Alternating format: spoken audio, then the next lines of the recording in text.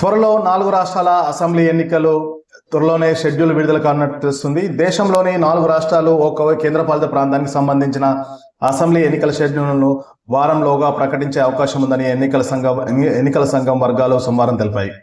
అస్సాం, కేరళ, తమిళనాడు, పశ్చిమ బెంగాల్ రాష్ట్రాలతో పాటు కేంద్రపాలిత ప్రాంతమైన పుదుచ్చేరి అసెంబ్లీ ఎన్నిక షెడ్యూల్ను ప్రకటించేందుకు ఈసీ సిద్ధంగా ఉందని సమాచారం. ప్రధాన ఎన్నికల కమిషనర్ జ్ఞానేష్ కుమార్ నేతృత్వంలోని పూర్తి స్థాయి ఈసీ బృందం పశ్చిమ బెంగాల్లో పర్యటిస్తుంది. ఈ రాష్ట్రంలో ఎన్నికల ఏర్పాట్లపై సమీక్ష నిర్వహించి బృందం ఢిల్లీకి మంగళవారం చేరుకుంటుంది. అస్సాం, తమిళనాడు, పుదుచ్చేరి, కేరళ రాష్ట్రాల్లో ఎన్నికల ఏర్పాట్లను ఈసీ ఇప్పటికే పరిశీలించింది. బెంగాల్ సమీక్ష అనంతరం షెడ్యూల్ను ప్రకటించే అవకాశం ఉందని తెలుస్తుంది. మరోవైపు ఎన్నికల షెడ్యూల్ ఖరారు చేసే సమయంలో స్థానిక పండుగల్ని పరిగణలోకి తీసుకోవాలని పలు రాజకీయ పార్టీలు ఈసీకి విజ్ఞప్తి చేస్తున్నాయి.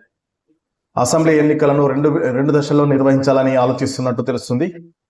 ఈ రాబోయే 4 రాష్ట్రాల ఎన్నికలను గరిష్టంగా 2 దశల్లో నిర్వహించాలనేసి పశ్చిమ బెంగాల్లోని పలు రాజకీయ పార్టీల ప్రతినిధులు ఈసీని కోరారు.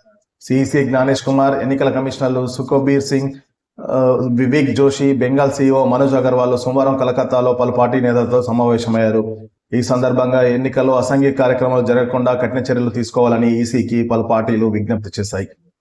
టీఎంసీ, బీజేపీ, సిపిఎం, కాంగ్రెస్, ఆప్ నేతలు ఈ సమావేశంలో పాల్గొన్నారు.